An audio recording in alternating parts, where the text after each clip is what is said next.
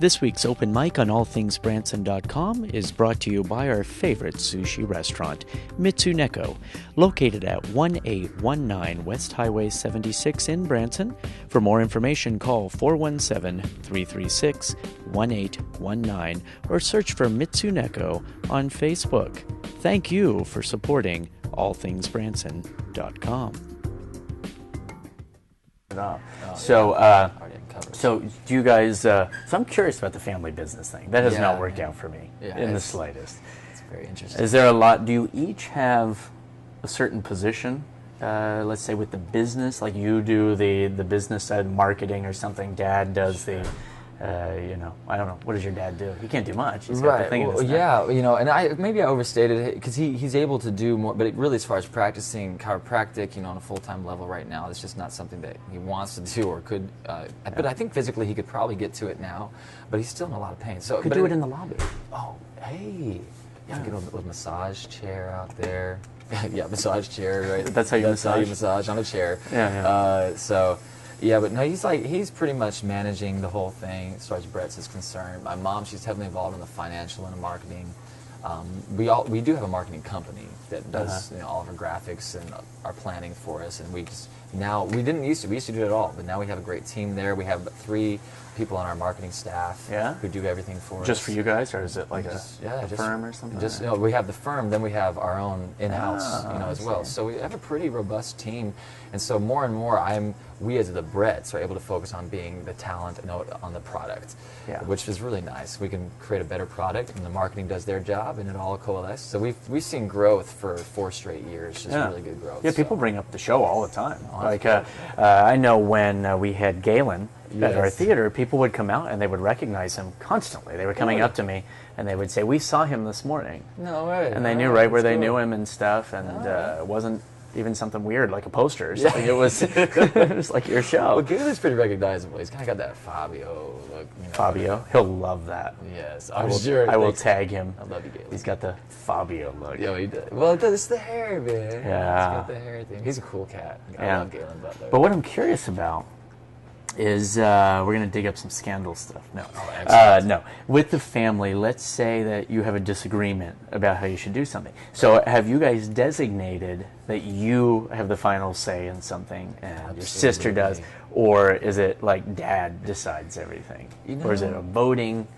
It's a terrible thing, but it's pretty much by committee, But I would say Dad has veto power, Like everything has to be finally approved by him in a sense, but we trust each other and things work out. We've done this for a long time. Yeah, I don't have a family like that. It's kind of crazy, man, to actually be able to work together and make it happen. And it's not the easiest thing in the world. Yeah. But we've been able to do it. We've been very blessed. Well, that's good. But we saw each other out at the Showboat. Yes. Because you were doing the... do they still do that? They do. The DJ. But not me, man. I just play songs, man. Mm-hmm. No horse heads or anything? No horses. Nothing like that. No jumping around or anything. No. I do that, man. We just do some DJing on the side or whatnot. So the Showboat, we DJ'd the Stoutland prom. It's a party. It was Stoutland's there. It was great. Those kids, I'll tell you, man, they could get down, man. They had a lot of fun. They would do all these crazy dances. Like the cheer squad got out there and they had dances to Uptown Funk and all this kind of stuff. Like, really? Cool, man. Yeah. So it was fun though. Yeah, so we do that occasionally, but for the most part, man, I have no life. We do Brett's, and then we're writing music. We're doing all kinds of stuff for Prince Ivan, and it's kind of nonstop as far as making all that work, So, but you gotta have purpose. You gotta have something that's driving you, and we're really excited. We're trying to help take Branson to the future, man. Okay, so that brings that up, because everyone that I've been interviewing. I've been people from shows that I think are making a difference in this town. Yeah, we're trying to do our part. That's right. So where do you, as a veteran of Branson, 17 years, right, performing here, what changes have you seen, let's say, the last 10 years? Oh, changes, man. Well, I think some of the changes are pretty obvious. You've seen, seen people pass away who are the icon stars, Andy Williams and so forth, and I've seen a lot of development architecturally, and people trying to press for something more modern. In entertainment, I think we're kind of in a phase right now. We're evolving. We don't have as many of the stars, but there's a lot of high quality entertainment. I think people have had to step up their game. So I've seen an improvement in entertainment quality over the last specifically 3 to 5 years. A few people with vision have been driving that, and people have been rising up to do that. So I see a lot of improvement in the entertainment that's been happening, and I'm really excited about the future, man. I'm really excited. I think Branson has a lot of upside, a lot of potential. Personally, I think it's a unique place, but I think some things need to happen in order for us to go in the future. But, I think what I'm always surprised about is the lack of online presence, let's say. Right. When I travel, when you're with Prince Charles or whatever, but when I travel and I say to people at a show, go onto my Twitter, my Facebook, hundreds of people. Right. And then you come to Branson, and I'll search for shows here in town to network with, and they'll have like 40 followers, and I'm shocked by that. Right. And I think we're falling behind on that. I do too. I think that's the key, is to get that online presence sort of thing, which is what we're trying to do here. Right, exactly. With this, but I mean, you guys appeal to a younger audience. Sure. And so are you getting? Yeah. With the Bretts, man, I mean, it's tough. Like to get a Facebook like now is a lot more difficult than it used to be. All the parameters on Facebook, it's Facebook's making it hard unless you pay for them. Right, exactly. So it's not as organic. So, but yeah, we do pretty well with the Bretts. I mean, it's not. We had this vision like 5 years ago when the social media boom really hit, and we're like, man, we're gonna have 1 million, 10 million followers, and it can be a little bit difficult, but we've tried to go digital as much as we can, and try to. Bill Gates said to have an effective business, you got to be high tech and high touch.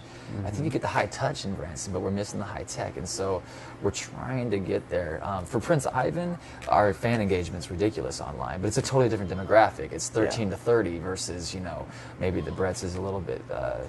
Target a little bit differently, for a more mature audience. So it's tough, And over the past few years, because we had the recession, probably about what you're saying, like 4 or 5 years ago, roughly. And that is when shows, I think, really started to look at what they were and started investing in the quality of the shows and the quality of the theater and such. And we kind of weeded out some of the lesser quality, let's say. Sure. And I think that the shows saw that they had to start appealing to a new audience. I was talking to some of the comedians in town that have been here for 20 years, and they said they had the big boom, and suddenly you see the license plates from New York, California, all these different places, but that's died back down. So now we're trying to reach out to those people again. And I think you would agree that a lot of those shows that are sticking with that, that old formula, they're still getting the audiences, but that audience is going away one way or another. You have to innovate. I think you really have to innovate. You have to see what's coming and try to appeal to it. So I think for us, like Branson, I feel like the reality shows going on are a good thing. I feel like all of them? You think they're all good? Well, okay. I feel like exposure is a good idea, but I feel like there's some infrastructure that we need to build in Branson before we're ready for like the 60 Minutes boom that happened back 25 years 20-some ago. years ago. I mean, that was a big deal. That brought immediate exposure, and Branson was ready for it at the time. But I feel like we have a little bit of work to do, and then if we got another big exposure opportunity like that, then we'd be ready for it. But as of right now, I'm wondering, if people from New York or LA come, or Vegas, with that expectation, I'm not sure what they think about Branson. We're not, but I really feel like the quality level is getting there. I love what's going on with the aesthetic on the Strip, and what's going on down at the Landing, more modern stuff. So I feel within the next 2-3 years, we're going to be ready for some serious growth. Yeah, I think let's say one of the reality shows that has one of the Brady Bunch people in it. I don't want to say which show it is or which Brady Bunch person.